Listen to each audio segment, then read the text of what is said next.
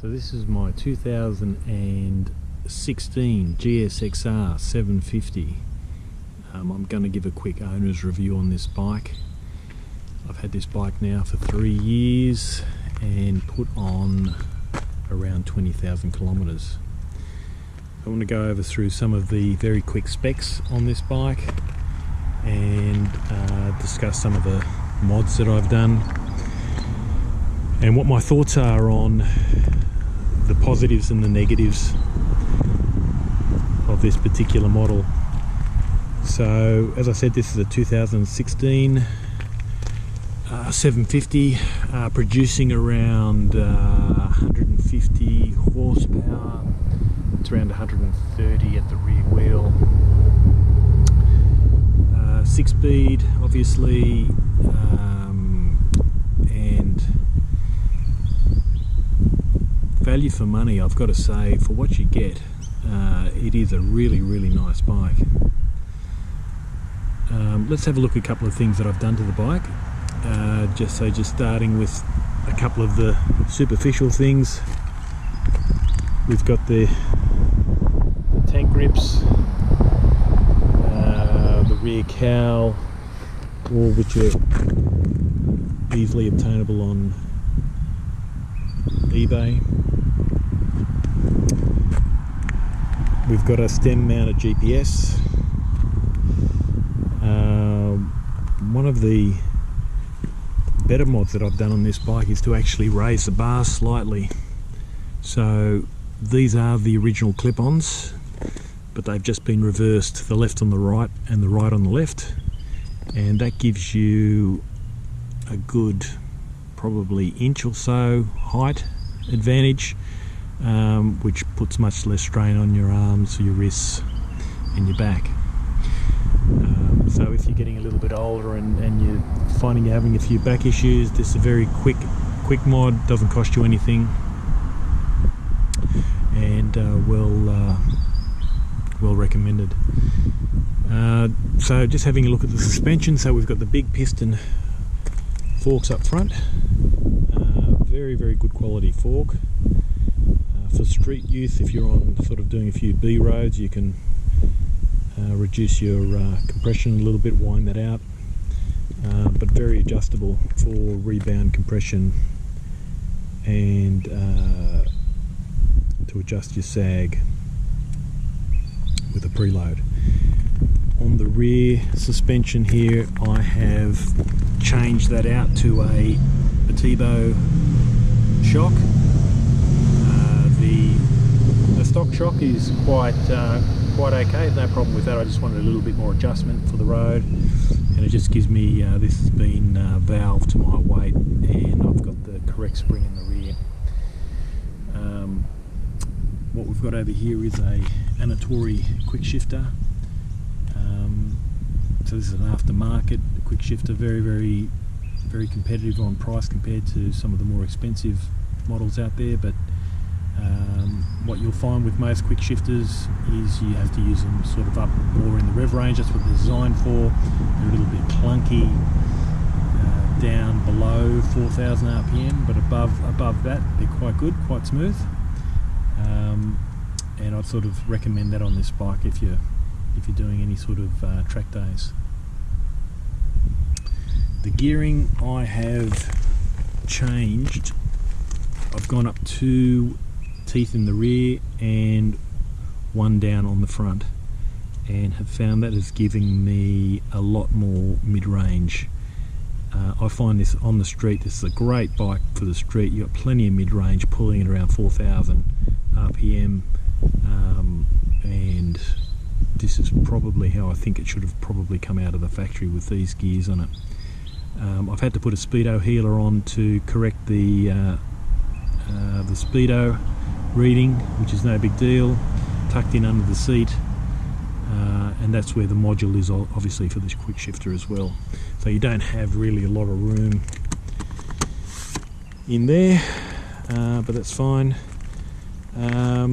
Brakes, we've got the 320mm discs up front with the Brembo calipers, the 4 pots there, and they're pretty good certainly stock really, really well. The only criticism I've got is with the Nissan front master cylinder. Can be a little bit soft, but still adequate for the street. I'd probably upgrade that if you're tracking that.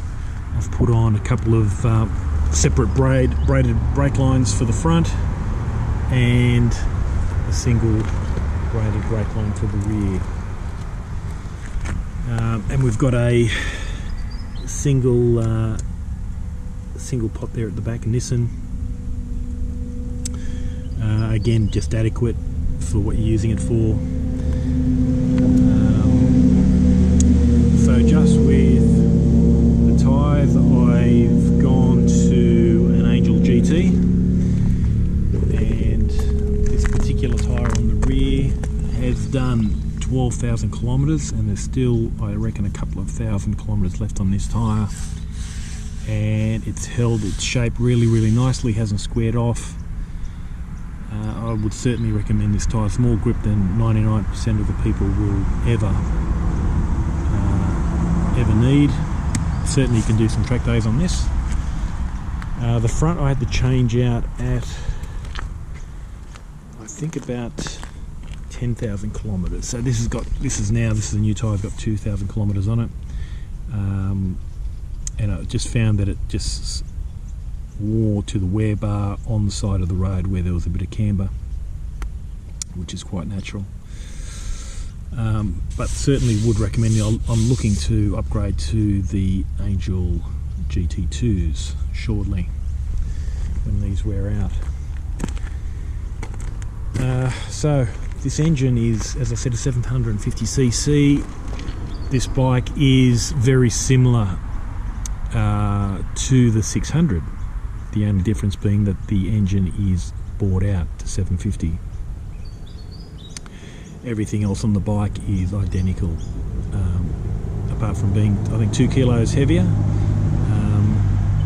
For the sake of a small amount of money, it's certainly worthwhile upgrading to the 750. She is very, very smooth, because this bike is literally the same bike since 2011, and prior to that there were very, very small changes to this bike. So she doesn't have any real issues with jerky throttle. A very, very smooth throttle. As I said, a very, very nice street bike, and the power delivery is quite smooth, although you do get a kick in power up above 7,000 RPM. What else have we done to the bike? We've got the standard radiator grills underneath there, the eBay double bubble screen. There aren't a lot of mods that you need to do on this bike, because it's straight out of the crate. It's a really, really nice bike. Really the only criticism I had on this bike was, because it's being a sports bike, on some of the B roads it can be a little bit harsh over bumps, and that's partly the reason why I changed the rear shock out.